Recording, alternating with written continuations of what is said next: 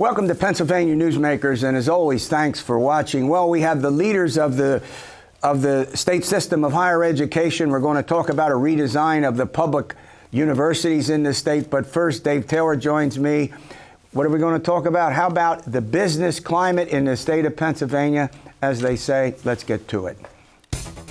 This is Pennsylvania Newsmakers, a fast-paced, unrehearsed weekly discussion with and about the leaders who shape your world. And now, here's your host, Terry Madonna. Well, there's a lot of discussion across the nation about the economy. Are we about to go into a recession? As you know, we've got unemployment is pretty low, record unemployment for African Americans and Hispanics. But let's focus on our state, the state of Pennsylvania. Sitting across from me is Dave Taylor. He's the president and CEO of the Pennsylvania Manufacturers Association. I couldn't have a better guest to talk about the state of the economy in Pennsylvania.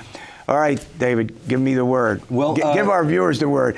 Go through some of the highlights of the economy. Well, there's good news in that, as you noted, that unemployment in Pennsylvania remains below 4%. We're at 3.9, which is, most economists consider below 5% full employment. As you said, nationwide, that unemployment for African Americans and Hispanic Americans is as low as it's ever been. But looking at Pennsylvania, actually, that our economy for the last quarter or so has grown at the national average. Now, Terry, usually Pennsylvania growth lags the national average. So this is actually a sign of good health that we're continuing to move along and keeping pace with the rest of the country. Well, let's talk about where are the jobs? I mean, we hear a lot that there are more jobs out there than there are people to fill them, particularly when you look at the qualifications that people need for the kind of employment. Now, you're into manufacturing, and there's always this debate about whether it's up or it's down, and obviously we lost some of the old industries, or at least a significant reduction in coal and steel and iron and lead and the other thing. So give our viewers some help. Where are the jobs right now? Well, I mean, Pennsylvania manufacturing is continuing to generate tremendous amounts of wealth. We're about $87 billion worth of value added year over year. Wow. Employment in the manufacturing sector is pretty steady, usually between 560 and 570,000 jobs in Pennsylvania. And that at any given time that there are about 6,000 manufacturing jobs that are open in Pennsylvania, meaning that you've got manufacturing employers looking for people to fill those jobs. But you touched upon something that's really important, which is we have reached a crossover point where, throughout our history, there were always more people looking for work than there were jobs available. That has changed, and we're not going back. And so, as a result, we need, as an employer community, we need to be much more focused on our employees, on their needs, and on trying to, make sure that we have workplaces that are, that are appealing, that we're not only maximizing productivity, but also that employee satisfaction is going to be the key factor with matching those production goals, but also with keeping people in place. Because now, when there are so many opportunities, if there are bad managers, people will just quit. Yeah. Now, one of the industries that's, let's be honest, somewhat controversial is fracking. It's natural gas. They employ somewhere in the neighborhood of 40 to 50,000 people in the state, as I understand it. The governor has called for a tax on the amount of cubic feet extracted from these wells. The legislature has not passed that. So natural gas, is that going to be even more important to the economy of the state and of the nation because of what happened in Saudi Arabia with the attack on those facilities? Absolutely, yes. And in fact, Wells Fargo said recently that it's the energy sector that has kept the U.S. Out of recession. That's kept, it's basically the energy sector has been powering our economy, and certainly we've witnessed that in Pennsylvania. And so, and this is why efforts need to be focused on maximizing not just Pennsylvania energy production, but also maximizing domestic consumption in the Commonwealth of that energy source to power our factories, to heat our homes, and to generate electricity for all consumers. All right, we're going to run to a break. When I come back, I want to ask you about an important program recommended, supported, if you will, authored by the Speaker of the House, Mike Terzi, called Energize PA. So if you've been following Pennsylvania politics, we have Governor Wolf. He has Restore Pennsylvania. The Speaker of the House has Energize PA. What do you expect? A Democrat and a Republican, and why they might have some different programs. We'll get to that in a moment. This broadcast of Pennsylvania Newsmakers is presented by the Pennsylvania Chamber of Business and Industry, the statewide voice of business, and by the Pennsylvania State Education Association and Partners for Public Education, bringing the power of a great education to our schools, our students, and our communities.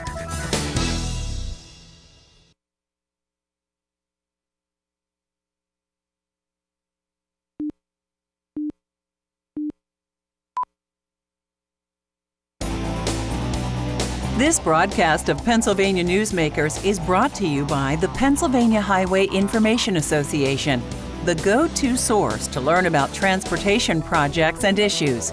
Please visit pahighwayinfo.org. And by the Pennsylvania Manufacturers Association. Business in Pennsylvania is our business. Welcome back to the program. I'm chatting with David Taylor. He heads the Pennsylvania Manufacturers Association. We're now going to turn to a couple of important ideas that have been proposed. One by the Democratic governor. It's called Restore Pennsylvania, about $4.5 billion the governor wants to spend on infrastructure. It also involves spreading the internet. Is it 5G? Is that what that's called? Yes, the fifth generation of internet connectivity. Yep, because it's missing in many, particularly rural parts of our state. He also wants to use the severance tax, which I just alluded to help fund that. But more recently, the Speaker of the House, Mike Terzi, has come up with a program called Energize PA, and David Taylor is going to help us understand. Now, the Speaker of the House, pretty powerful.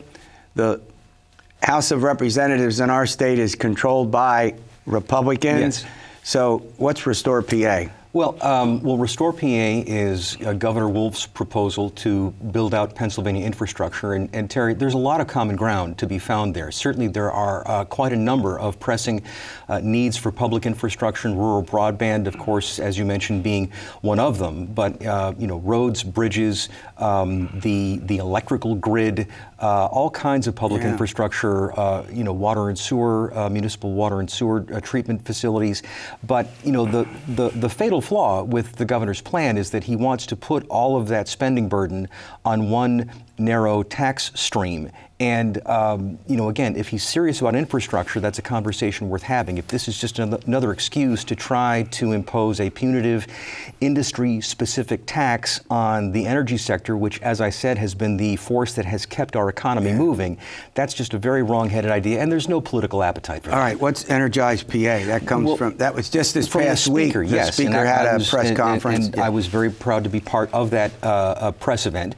And that Energize PA is the Speaker's pro-growth, pro-production agenda for deploying Pennsylvania energy to power our economy. And so there are a slate of bills that are included in that package, included streamlining permitting, helping to get the other value chains like the one that's being realized in Beaver County with the ethane cracker, with the ethylene value chain, with the other natural gas products, including natural gas methane itself, that these can be sources for petrochemical manufacturing. And so the Energize PA agenda is meant to, again, to bring those benefits into reality. I think it's most interesting to note that the Energize PA agenda is not just the House Republicans and the business community, but also that there's great buy-in by organized labor, that the skilled trades with LIUNA and the operating engineers, that they were there in force to support this. And so,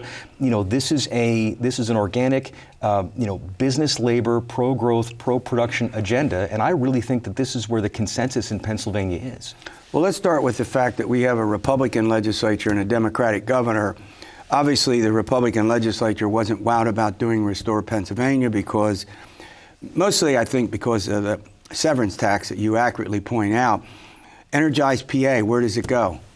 I know there are several bills. Yeah, there connected to are a number of components to it, some of which have already passed. And so, you know, we're moving these pieces down the field, but I think that the speaker is correct to, you know, to frame this as being a pro-growth approach, because, you know, yes, there's been a lot of economic activity just from harvesting the energy, the natural gas liquids in southwestern Pennsylvania.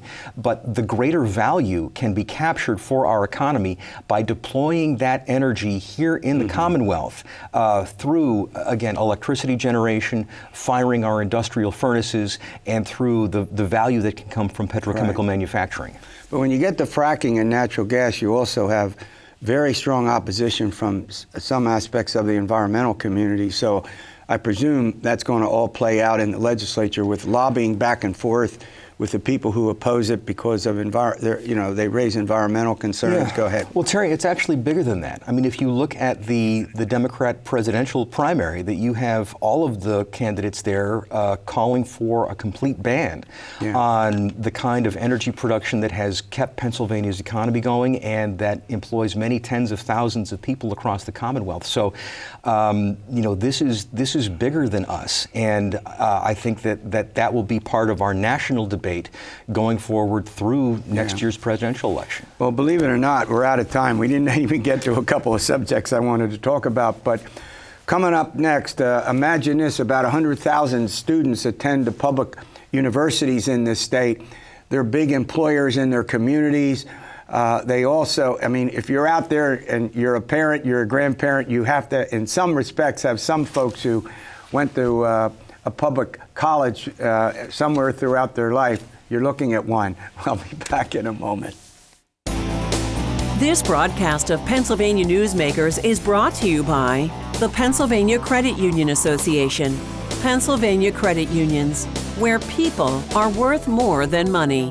To find a credit union that is right for you, check out ibelong.org. And by the Energy Association of Pennsylvania, Pennsylvania's energy information source.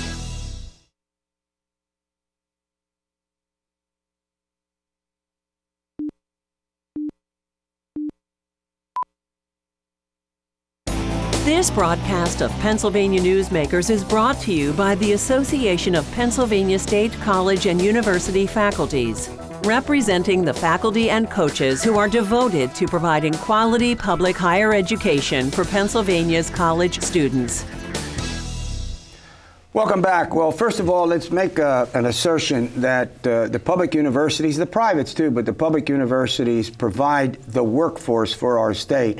How well are they doing, and what plans are underway to redesign the public education system in the state of Pennsylvania to make sure that workforce development is one of the key factors? Joining me to talk about that is David Greenstein. He's the Chancellor of the State System of Higher Ed, and Dr. Kenneth M. Mash. He's the President of the Association of Pennsylvania State College and University Faculties. He represents the professors and other employees in the state system. Well, Chancellor, I have to start with you. Where are the jobs? Do we have people who are trained to take the job, to meet the jobs? You heard Dave Taylor talk about the complexity of the needs in our state. Take it. What are you doing as Chancellor to create a system, to change a system to make it more, how do I put it, job friendly? That may not be the best way to put it. Go ahead. Yeah, I mean, workforce readiness is actually in our DNA, if you think about it. Most of our, actually all of our universities were born of some interest in meeting, labor market demand. I mean, a lot of the teacher colleges are in effect, training professionals for the workforce. So that was our history, and that continues with us today. I think it's important to recognize that the majority of our graduates are in high demand areas, business, health, science, technology, engineering, et cetera, STEM. And we have continued over time to evolve our curriculum so that we meet the needs of the state. I think it's an underknown and probably undersold fact that we are very, very diligent in our academic programming. One of the questions we ask when we launch new degree programs is, how does this serve the needs of the community and the employers in the community? So I think we're strong already, obviously seeking to strengthen in terms of continuing to be responsive to need. Now, you've been a professor at East Stroudsburg for a number of years, and you've seen these changes. The public universities are scattered throughout the state in many ways in communities where they're the largest employer, but importantly provide the workforce not just for all across the country, but in those regions as well. Talk about that. Yeah, so, that is absolutely the case, and our universities are still, I think, mostly their student bodies are comprised of people who live within the region. In the regions, yeah. And they are going to be the people who go out and enter the workforce. And I think the way that our universities are designed, we've always had that element that Dan has talked about, but we've also been strong in the liberal arts too. And the thing, and that's, I think oftentimes it's presented as if those things are in opposition with one another, but they're not, because people who major in history or political science or English, they are being prepared often for those jobs for which there is no direct path, right? But that's still a lot of jobs that are out there, and in the future there are going to be a lot of those jobs out there, not to mention which in those programs you're getting the kinds of skills that employers say that they want to see. So I think very often we get into this thing where we're creating an either-or situation. And the truth of the matter is we've got to prepare people for skills, for the workforce, for the jobs that are there, while we continue to simultaneously do the things that we've been doing well. And I think that's the greatness of the system, is that we've been able to do that.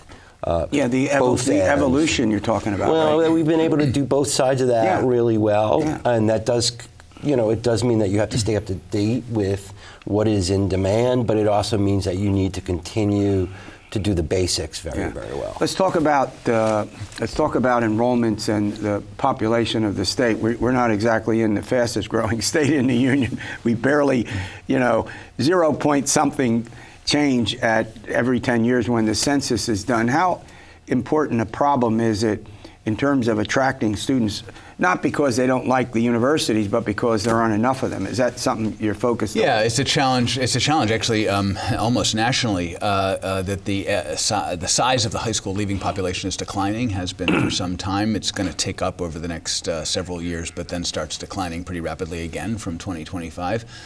So our enrollments suffer accordingly, and I think that's true across the state. I think there's other things going on with enrollment decline. Education is a counter-cyclical industry, which means when the economy is strong, people who would otherwise go to college enter the workforce. There are still in this state strong opportunities in agriculture and manufacture and transportation, which don't require a college degree, and so long as those sectors are strong, that's a sort of a downward pressure. Interestingly, going forward, there's an increasing demand from adults to find themselves back in some kind of higher education in order to reskill and retool, and we have a great deal to offer them, and so our focus is continue to do what we do exceptionally well. Dr. Mash is exactly right. We have a unique combination. I think it's almost unique across the state in terms of higher education, is that we can provide students with that critical thinking, that liberal arts base and the technical layer. So now we have an opportunity to reach into the adult population and do a similar That's a great point. Yeah, we're going to run to a break. When we come back, I'm going to talk about the funding of public higher ed. It certainly has been lagging behind other states, and there's the Public Higher Education Funding Commission. We'll talk about that after these words. This broadcast of Pennsylvania Newsmakers is brought to you by the Pennsylvania Medical Society. Inspired physicians committed to the good health of Pennsylvanians and the advancement of the practice of medicine. And by the Pennsylvania Healthcare Association, the future of long-term care.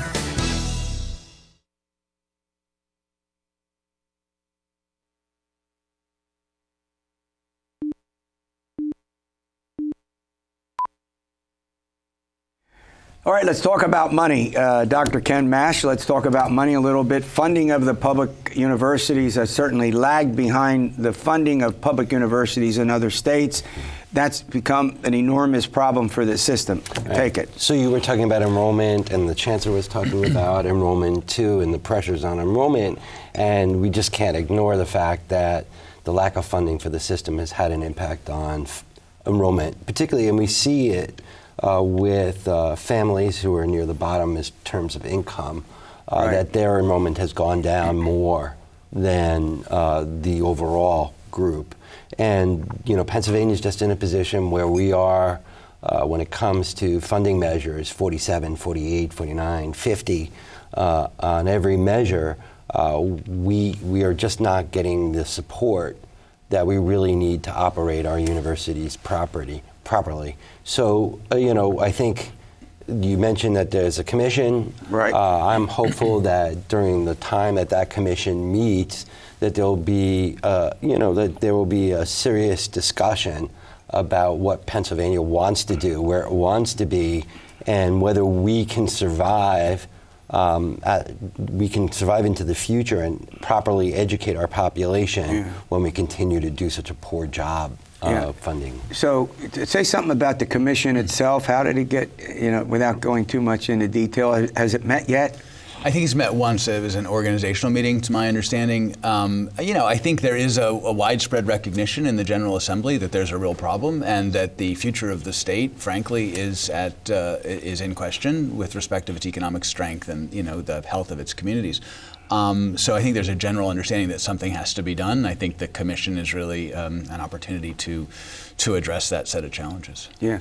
When you think about it, when you talk about Mansfield University, Clarion, Edinburgh, although that's close to Erie, when you look at how these universities are dispersed all over the state, I made this point before and I used to make it a lot. A leading employer, plus many of the graduates, if there are jobs in the community, sometimes stay there and beef up the economy of the region. And the public tuitions are, $7,200, something in that range, which are, I know, college debt's important, but that's relatively low, correct? Well, in comparison to, for example, Penn State, Pitt, it is a much more affordable option, and we continue to be. And, I think the point needs to be made that despite these funding challenges that we have faced, our universities have continued to do a great job. The numbers of degrees have gone up. I mean, we continue to do a great job. The question is, how long can you continue to do that? And you're absolutely right. Our universities are largely in sections of the Commonwealth where if they were not there, not just because of the people who work at the university, but because of the people who attend that university, that would be, it would be such a big blow to the future. All right, we're almost out of time. You all have been negotiating a collective bargain. That's done now? That's done? Have you worked out a deal? We have. You don't have to get into details. Well, no, you're shaking your head. We reached an agreement in principle. There's still a lot of work to be done before it's ratified, but we're happy. I just wanted to ask that question. It's all good. All right, we'll see you next week for another edition of Pennsylvania Newsmakers, and as always, stay well.